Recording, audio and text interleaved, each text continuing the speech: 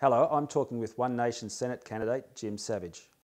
The big topic now is the boat people. What would One Nation do about boat people?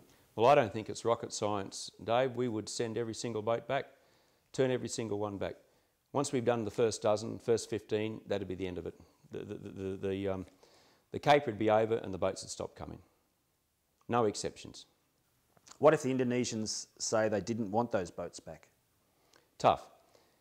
All these boats are Indonesian boats. They're registered in Indonesia and they're crewed by Indonesians and they depart from an Indonesian port.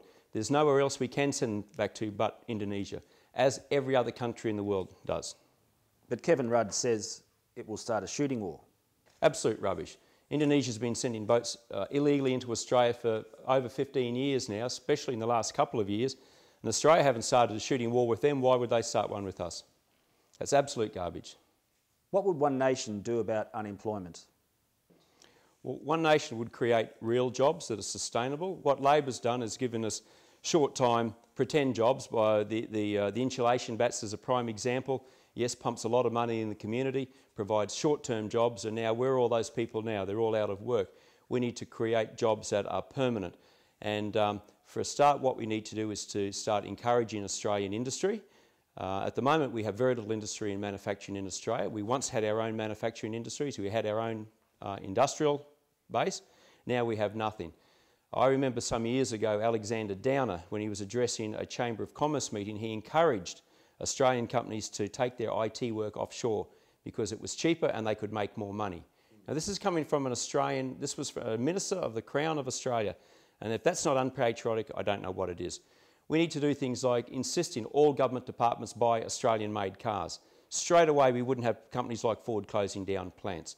We need Australian contracts to be given to Australian companies, even if it does cost a little bit more. It's better than paying people the dole. There's an awful lot the Australian government can do without any great changes of policies. But we also need to start looking at tariffs. I'm a great believer in tariffs where necessary. Everybody else that we trade with uses tariffs, and I would introduce tariffs where necessary to protect our industry and to protect our farmers. How else would One Nation help the companies that want to grow and start manufacturing here? Well, one of the biggest reasons that have been bandied around that why Australian businesses can't get off the ground here is an industry is because there are not enough skilled workers. And that is true, that is a fact. But the answer at the moment is we're bringing foreign workers. Well, that doesn't help the Australian workers get a job and it doesn't help our youth develop the skills to get themselves jobs in the future. One Nation would introduce an apprenticeship scheme, go back to the old-fashioned apprenticeship scheme, whereby the government would pay 75% of the apprentice's salary for the first year, 50% for the second year and 25% for the third year. That way we're going to be giving the opportunity for tens of thousands of young Australians to get skills that will see them through for the rest of their lives. No need to bring in overseas workers, and at the moment the alternative is we just pay them the dole. So which do you think would be the better alternative? Asset sales. Do you support asset sales? No, I don't. But surely it's a good way for governments to raise money. It is a good way for the government to raise money. The trouble is the money doesn't belong to the government. The assets that are being sold belong to the Australian people. They were paid for with our taxes. They belong to us. Under our constitution, we must give the government approval via referendum before they can sell our assets. They are actually breaking the constitution and our own laws by selling our assets. Now, the big argument for selling assets that the government uses is that once we privatise things, things will become cheaper. Now, I ask anybody in Australia, what asset, what essential service, power, water, telecommunications, which one of those has become cheaper as a result of privatising them? I think we all know the answer. The answer is nothing's become cheaper. There are some things that we must control, and they are the essential services. That's why they're called essential, because they are essential. We cannot take the risk of putting essential services in the hands of foreign companies, which is what our government are doing. Just on gay marriage, where do you stand on gay marriage? I think gay marriage is such an emotive issue at the moment that I think it should be taken out of the hands of the politicians. I think the Australian public should decide, let there be a referendum, let the public decide. However, if you want to know my personal opinion as a Senate candidate, my opinion is that I oppose gay marriage. And the reason is because I believe once gay marriage becomes law, then there is no legal reason, no legal impediment to gay couples adopting children. And I'm a great believer in child's rights and I believe every child has the right to a mother and a father. Do you think One Nation can help the lot of an average person? Definitely. People are hurting. A lot of people are hurting in this country, even people with a job are hurting. Our politicians say they understand and they say they care. They don't understand and they don't care. How many politicians have ever taken their car to the garage with $20 in their pocket and had to make the decision, do I put $20 worth of fuel in my car, or do I put $10 worth of fuel in my car and keep the other $10 to buy some bread and milk? They do not understand. Politicians have good salaries, and when they retire, they don't have to worry about their finances. They have a very generous pension. They have generous perks and benefits after they leave office, and they never ever have to worry about whether they can feed themselves or their family and pay their mortgage. They do not understand. Law and order. Are you happy with the state of law and order in Australia? Well, I would question that we have proper law and order in Australia. Yes, we have a legal system in Australia. I do not believe it is a justice system. True justice seems to be only something that the rich can get because they can pay for the lawyers and the barristers to represent them. I do not believe we have a fair system in Australia.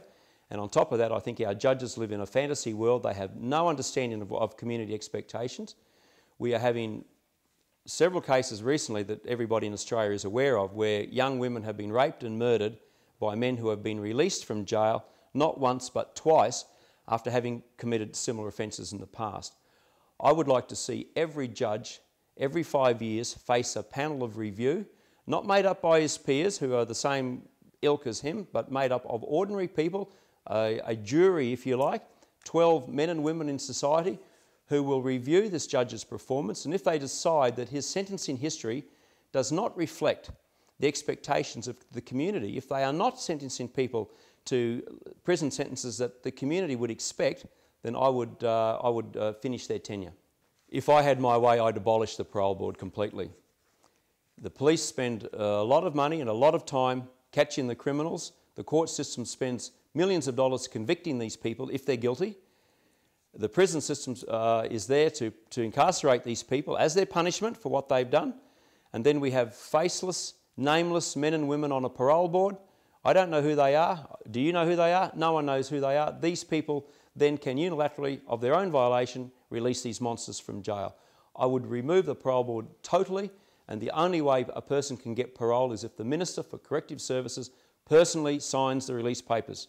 That way somebody is held accountable, and I don't believe that too many ministers are prepared to take the chance of letting a rapist and a monster loose in the community when he knows that if this person reoffends, we're all going to start looking at him and saying, why did you let him go? It will bring great more accountability to government, and I think there'll be far fewer people released on parole. What about capital punishment?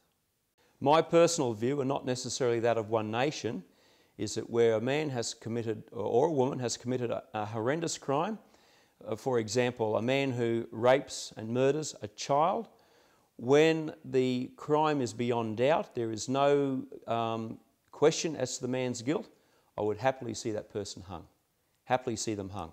However, One Nation's stand on this subject is that it's, again, a bit like gay marriage. It is a very important issue. Obviously, it's an issue of life and death.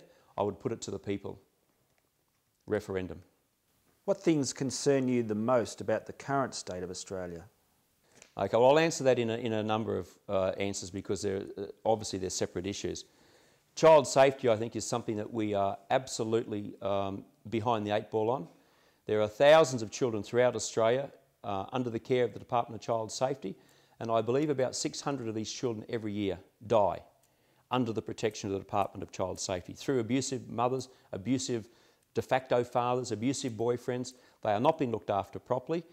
No one speaks up for children. They don't vote, and I think it is a forgotten section of our community, and it's an indictment on us as a society that we don't look after our children better. I would be putting far more funds and personnel into child safety. Another issue which concerns me greatly, I'm terrified of radical Islam. I think Christians have to start owning their religion. We have to start reinforcing our beliefs in our religion, because the Muslims, the radical Muslims, rightly or wrongly, but they are very, very strong followers of their religion and their belief, and they are ramming their beliefs down our throats, and we are doing nothing to stop it. We are afraid to say we are Christians. We are afraid to stand up for our beliefs, and until we start standing up for our beliefs, radical Islam is going to be dominant in our society. Now, I am not anti-Muslim. There are plenty of decent, good Muslims in our society. The trouble is, good Muslims will not tend to the radical elements in their own religion, in their own society, in their own backyards, in their own culture. They will not speak out against the radicals in their society. Therefore, the moderate Muslims are irrelevant. The radical elements in Islam are the ones running the agenda. And if we don't do something about it, they will do something about us.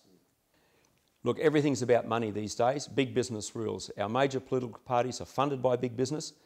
And let's face it, when a business spends money on advertising, they do it because they expect to get a return on their investment. When big business donates to a political party, they do it because they expect a return on their investment. I would ban big business from donating to any political party if there is any decision that party can make that will benefit that business. I would ban it totally. One Nation does not accept corporate donations, and for that very reason, One Nation owes no debts and we are beholden to nobody. In Australia, our farmers are taken for granted. I was a farmer for many years, so I know what they get up to. Most farmers in Australia work for below the average wage. A lot of farmers lose money every year. They might own investments worth millions of dollars, their farm, their machinery, and yet they earn less money than the average person would be prepared to work for. We do not, our farmers grow our food, we take them for granted, we don't look after them. Imported food now accounts for 70% of the food we eat in Australia, and imported food that doesn't have the pesticide and herbicide regulations applied to them that are applied to Australian farmers. I would reintroduce tariffs to protect our farmers and to put them on an even playing field with our competitors. Summing up, how would you best serve people in Queensland? Okay, if I was elected, I'd be in the Senate. I'm running for the Senate. The Senate is the House of Review. So it is our job to review legislation to decide whether to pass it or not. Now, obviously I'm running for One Nation. Now, an overriding part of One Nation's constitution states that any member of Parliament shall and should vote according to the wishes of his electorate and not the wishes of his party.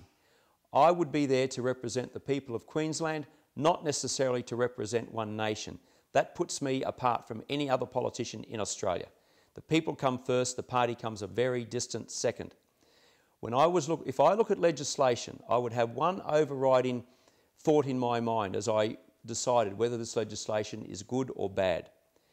If the legislation was to make the lot of the average man in the street better, then it is probably good legislation. If this particular piece of legislation made the lot of the average man in the street worse, I would say it's probably bad legislation. And I think all legislation should be looked as that as the starting point. Jim Savage, thank you very much.